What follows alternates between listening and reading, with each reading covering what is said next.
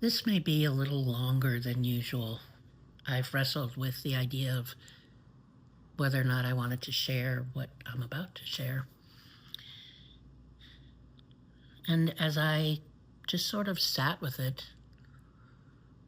and as my mother taught me, write a little something on a piece of paper and stick it under your pillow and leave it there for 3 days.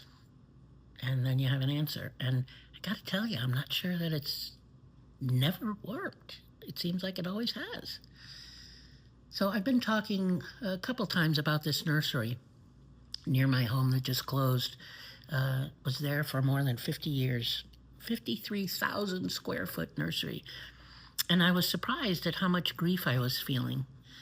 And still, even today, like the tears just seem too large for a garden center, somewhere that I only visited a couple times a year. But I think most of us have had that experience where you realize the reaction you're having, the tears, or the truck parked on my chest feels a little bit bigger than just this one thing. And, grief always has a way of revealing and unraveling what else you're carrying. My mother was a master gardener, and so I grew up surrounded by gardens and wildflowers and houseplants and dirt under my fingernails regularly. And the nursery was never just a nursery. I think I said that the other day. It really was, it was a way, it connected to me to a way of seeing the world, a way of belonging, with my mom, a way of being alive. And I'm already starting to crying, and I got a little ways to go about what I want to say. But somewhere in the middle of the crying about the nursery, I realized something, that part of what I'm grieving is unity. Not because I stopped loving it, perhaps because I haven't. I think if I had stopped loving unity, I wouldn't feel hurt. And when I say unity, I'm not talking about the institution, because I do not love the institution. I think they've gone way off into the ditch. But I love unity, principles, how my life has changed. And even not every principle, but it certainly directed me to a way of life after I got clean. But the sorrow comes, when you love something deeply and you begin to realize that you can't remain there in the same way. And not because it disappeared, not because I'm angry, but because the life that once nourished me no longer seems to exist, or no longer seems to be growing in the same soil as me. I'm in a different garden, apparently. And so sometimes it's realizing that you've outgrown a room where you learn to love it. So I think that's what's happening for me. I've outgrown a room that I was in for a long time. And I would stretch the walls of the room, certainly, and, little closets and cubby holes in the room. So yeah, I've outgrown the room. Or I realized that to stay would require leaving parts of myself behind. And I can't do that. I've done that before, and I can't do that. I don't have any conclusions. Please don't. Where are you going? What are you going to do? I don't know. But there's so much on my heart that emerged out of this nursery that I wanted to share. So I don't have any conclusions. I only have words. I have tears. And I have this very strange ache of loving something enough to change, even when neither outcome is easy. It's naming grief, and that's very different. People are used to, and myself included, and I think we've all done this, that we leave something out of protest or resignation or blame or criticism, or we're angry, or you done me wrong, which is none of that. What I think we rarely encounter is, I loved this. I may still love this. And that's why it hurts. I'm looking for orientation. I'm trying to answer, am I leaving myself? Because if the answer is yes, then the grief isn't about winning any kind of argument or fixing, a document. It's about recognizing the cost of staying. The things that seem to be disappearing are not policy preferences, they're core convictions that I have built my life around. And one of them is I believe that disagreement is sacred. I believe that disagreement is sacred. I know it makes people uncomfortable. It's not that I think conflict is fun or that everyone is a little bit right. Well, they might be, but because the truth is larger than one person, larger than one committee, larger than certainly a charter, a document, an institution. I believe that truth is discovered in the conversations between people who don't see things the same way. That's where truth lies, I believe, which is why disagreement is sacred to me. So when a system cannot meaningfully protect dissent or disagreement, then something in me kind of recoils a little bit, because I've spent my life discovering the wisdom that's in the spaces between the perspectives. So when there's no meaningful protection for dissent, I no longer recognize a tradition that seems to trust alignment more than disagreement. And a belief that the assumption that alignment is inherently good. Many institutions begin treating alignment like it's a virtue, yet some of the most important voices in history were misaligned. Ever heard of a prophet? Reformers? I could go down a long list. Mystics? They're all people that were misaligned. Myrtle herself was often misaligned with the dominant assumptions of her time. And that's where I'm at now, and I know I'm not alone. So I get nervous whenever alignment becomes more important than curiosity. And the curiosity is what's needed for disagreement. Uniformity has never been the same thing as unity. Lowercase u. I believe that living systems need tension. Our bodies need tension. That's how it grows. Right? Tension, that's healing, has tension built right in. Democracies need tension. Relationships need tension. Spiritual communities need tension. Not endless fighting.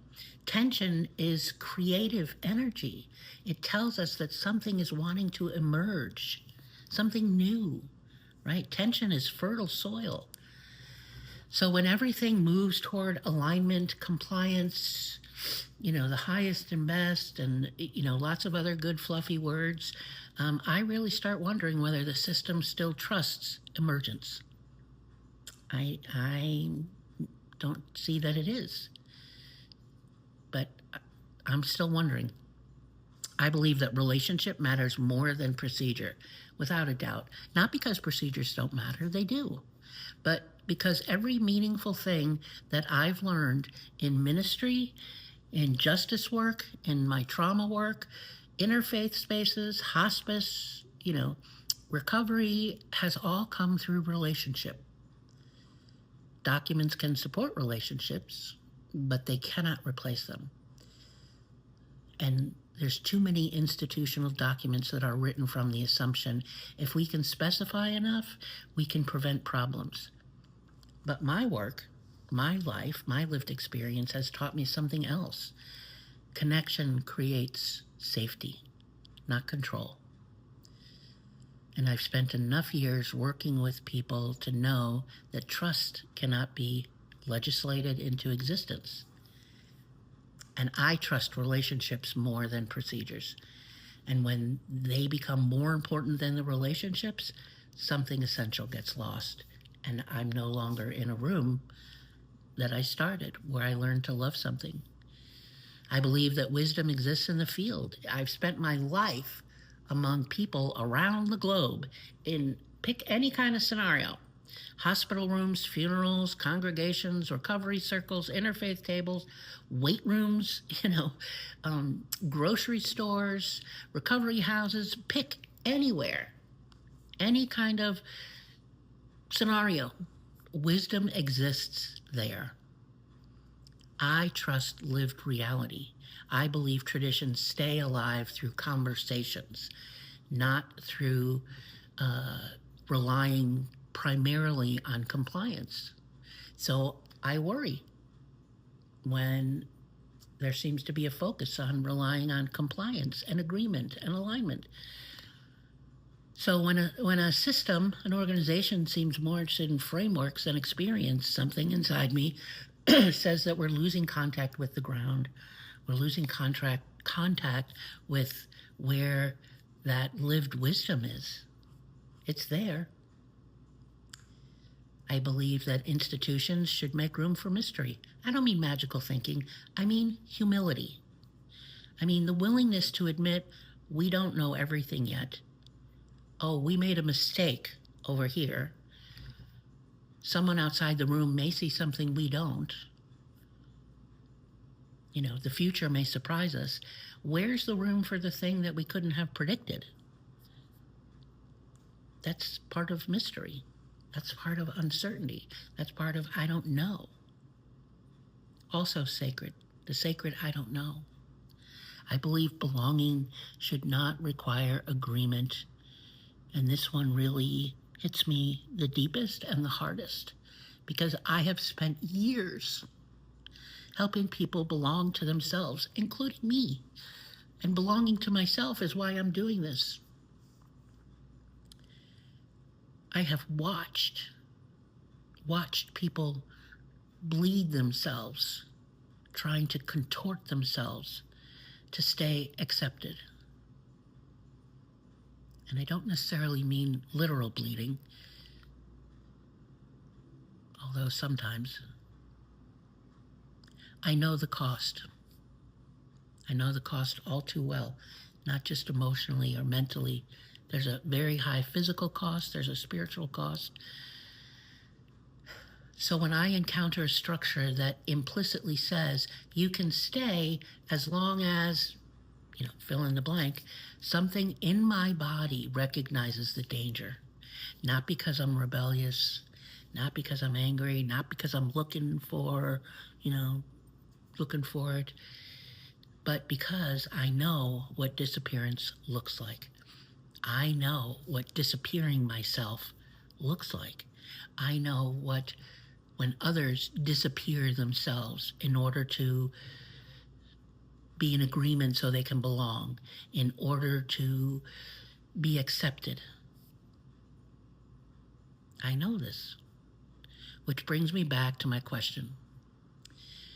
How do I stay somewhere committed to ways of being that no longer feel alive to me?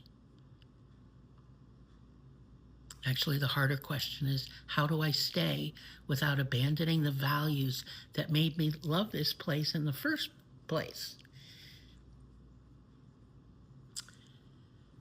So this could be one reason why the nursery closing hit me so hard, not because the building closed, but because it mirrored a question that I've been carrying. What do we do when the place that taught us how to love no longer knows what to do with the things it taught us to love? Let me say that again for you if I can remember. And I'll just say what do I do when the place that taught me how to love no longer knows what to do with the things it taught us to love? It's not a charter question. It's not an institution question. It's not an organization question. It's a grief question. And grief often arises. Grief shows up before the clarity.